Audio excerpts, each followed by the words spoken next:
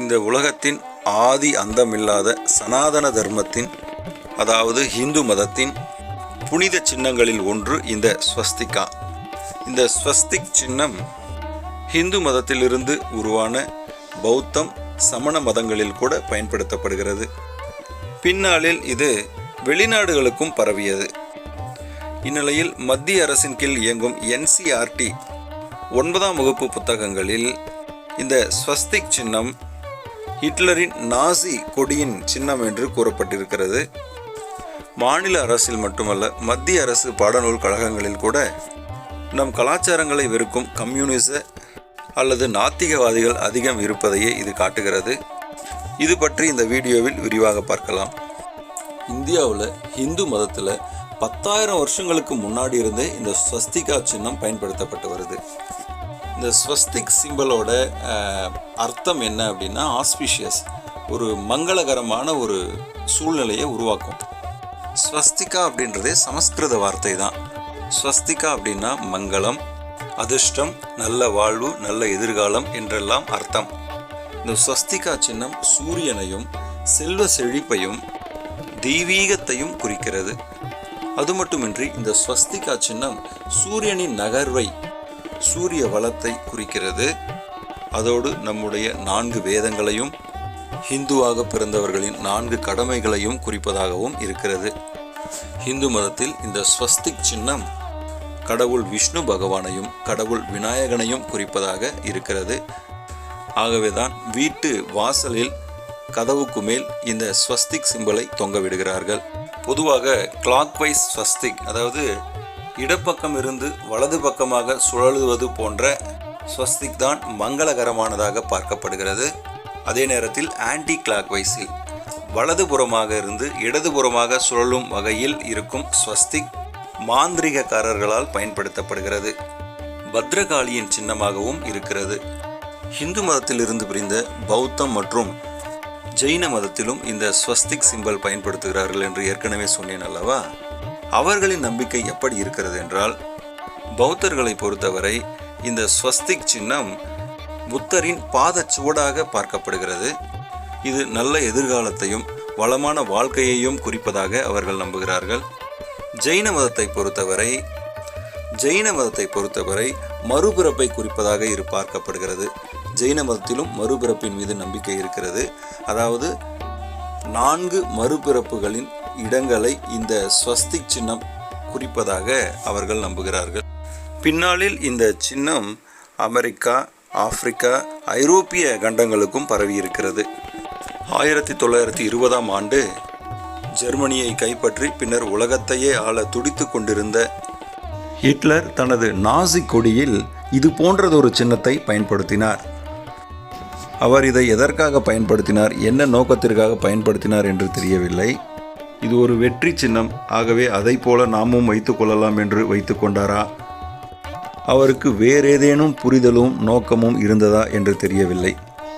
1933இல் அவர் ஜெர்மனியின் அதிகாரத்தை கைப்பற்றிய பின் யூத இன அழிப்பில் அவர் ஈடுபட்டதால் இந்த சின்னம் மேற்கத்திய நாடுகளில் ஒரு இன அழிப்பு சின்னமாக, ஒரு கொடூரத்தின் சின்னமாகவும் பார்க்கப்படுகிறது. 1945இல் ஹிட்லர் வீழ்த்தப்பட்ட பிறகு புதிதாக அமைந்த ஜெர்மனி அரசு உடனடியாக அவர்கள் நாட்டு கொடியிலிருந்து இந்த ஸ்வஸ்திக் சிம்பலை நீக்கியது. ஜெர்மனியின் தேசிய கொடியையே மாற்றி அமைத்தது.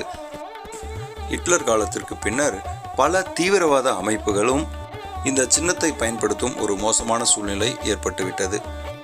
ஆகவே இந்த சின்னம் ஜெர்மனி உள்ளிட்ட பல்வேறு ஐரோப்பிய நாடுகளில் இன்றளவும் தடை செய்யப்பட்ட சின்னமாக இருக்கிறது.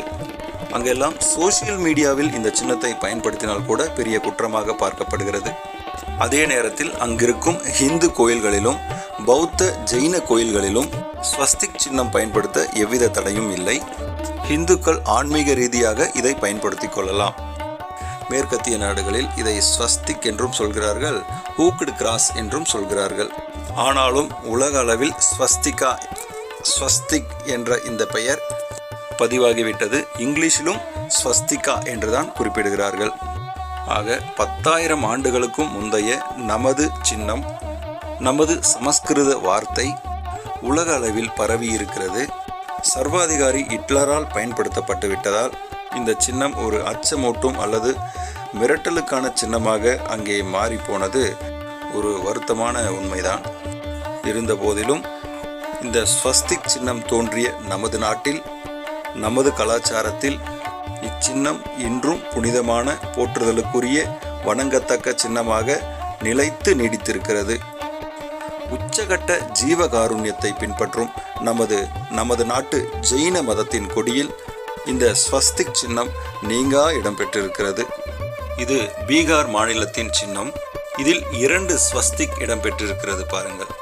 நம் இந்தியாவில் மட்டுமல்ல, நம் கலாச்சாரம் பரவியுள்ள நேபாளம், China, Ilangai, Indonesia, Japan, Mongolia, Thailand, Myanmar போன்ற பல்வேறு நாடுகளில் இந்த ஸ்வஸ்திக் சின்னம் புனிதமான சின்னமாக வணங்கி போற்றப்படுகிறது. வியட்நாமில் டெமோக்ராட்டிக் சோசலிஸ்ட் பார்ட்டி என்ற கட்சியின் கொடியில் கூட ஸ்வஸ்திக் போன்ற சின்னம்தான் இடம்பெற்றிருக்கிறது. அமெரிக்காவின் நேஷனல் சோஷலிஸ்ட் மூமெண்ட்டின் சின்னத்தை பாருங்கள், அதிலும் ஸ்வஸ்திக் போன்ற சின்னம் இருக்கிறது. இது ரஷ்யாவின் நேஷனல் யுனைட்டி லோகோ, இதிலும் ஸ்வஸ்திக் போன்ற சின்னம் தெரிகிறது. ஈரானில் தொல்பொருள் ஆய்வின் போது ஸ்வஸ்திக் சின்னங்கள் அதிக அளவில் கண்டெடுக்கப்பட்டன. கடவுளின் சின்னமாக, அதிர்ஷ்டத்தின் சின்னமாக இந்தியாவில் உருவான இந்த ஸ்வஸ்திக் இன்றைக்கு உலகம் முழுவதும் பரவி இருந்தாலும், தாயகமான இந்தியாவில் இந்து கலாச்சாரத்தில் 2 கலந்திருக்கிறது ஸ்வஸ்திக். இந்துக்களின் வீடுகளிலும், இந்துக்களின் திருவிழாக்கள், கல்யாணம், காது குத்து போன்ற மங்கள நிகழ்ச்சிகளிலும் நமது அடையாள சின்னமாக நீடித்து நிலைத்து நிற்கிறது. மத்திய அரசின் NCERT பாடப்புத்தகங்களிலும் மாநில அரசு பாடப்புத்தகங்களிலும் இந்த ஸ்வஸ்திக் சின்னத்தை ஹிட்லரின் சின்னம், ஹிட்லரின் கொடூர நாசி படையின் சின்னம் என்று குறிப்பிடப்பட்டிருக்கிறது. மாணவர்களுக்கான பாட நூல்களை தயாரிக்கும் பொறுப்பில் இருக்கும் மத்திய மாநில அதிகாரிகள் இது போன்று தவறான தகவல்களை பரப்பினால் மாணவர்களுக்கு எப்படி உண்மை புரியும், வரலாறு தெரியும்? அதிகாரிகள், அறிஞர்கள் என்ற பெயரில் பாடநூல்களை தயாரிக்கும் குழுவில் இருப்பவர்கள் தேச துரோகிகளாகவும், கம்யூனிச சித்தாந்தவாதிகளாகவும், கடவுள் மறுப்பாளர்களாகவும் இருந்தால் இது போன்ற பொய்யான, நம் கலாச்சாரத்திற்கு எதிரான தகவல்களை தான் எந்த வகையிலாவது புத்தகத்தில் புகுத்த முடியுமா? மாணவர்களின் மனதில் நஞ்சை விதைக்க முடியுமா? மாணவர்களுக்கு நம் தேசத்தின் மீதும் நம் கலாச்சாரத்தின் மீதும் எப்படியாவது வெறுப்பை உண்டாக்க முடியுமா என்றுதானே முயற்சிப்பார்கள். ஹிட்லர் பயன்படுத்திய இந்த சின்னத்தை ஜெர்மன் மொழியில் என்ன சொல்கிறார்கள் என்றால் ஆகென் க்ரூஸ். அவர்கள் இதை ஸ்வஸ்திக் என்று சொல்வதில்லை. ஹிட்லர் எந்த நோக்கத்தில் இந்த சின்னத்தை பயன்படுத்தினார் என்று தெரியவில்லை. அவரது நடவடிக்கையால் இந்த சின்னத்திற்கே ஒரு அவப்பெயர் ஏற்பட்டுவிட்டது. வரலாறு இப்படி இருக்க, இன அழிப்பை ஏற்படுத்திய அந்த நாசி படையின் கொடியில் இருந்தது இந்து மதத்தின் ஸ்வஸ்திக் சின்னம் என்று புத்தகங்களில் போட்டிருப்பது மாணவர்களின் மனதில் எந்த மாதிரியான தாக்கத்தை உருவாக்கும் என்பதை அவர்கள் அறியாதவர்கள் அல்ல. நம் தெய்வங்களையும் நல்ல வாழ்க்கையையும் குறிக்கும் இந்த ஸ்வஸ்திகா சின்னத்தை ஒரு இன அழிப்போடு சம்பந்தப்படுத்தி அந்த சின்னத்தின் மீது நம்முடைய இந்திய மாணவர்களுக்கே வெறுப்பு உண்டாக்க செய்யும் வகையில்தான் இது போன்ற விஷமத்தனமான வரிகளை பாடப்புத்தகத்தில் புகுத்தியிருக்கிறார்கள் என்பதை உணர முடிகிறது. மத்திய மாநில அரசு பாடப்புத்தகங்களில் இருக்கும் அந்த தவறான தகவலை உடனடியாக நீக்க வேண்டும். அதற்கு பதிலாக சரியான தகவல்களை உள்ளிட வேண்டும் என்பதே கலாச்சார காவலர்களின் கோரிக்கையாக இருக்கிறது.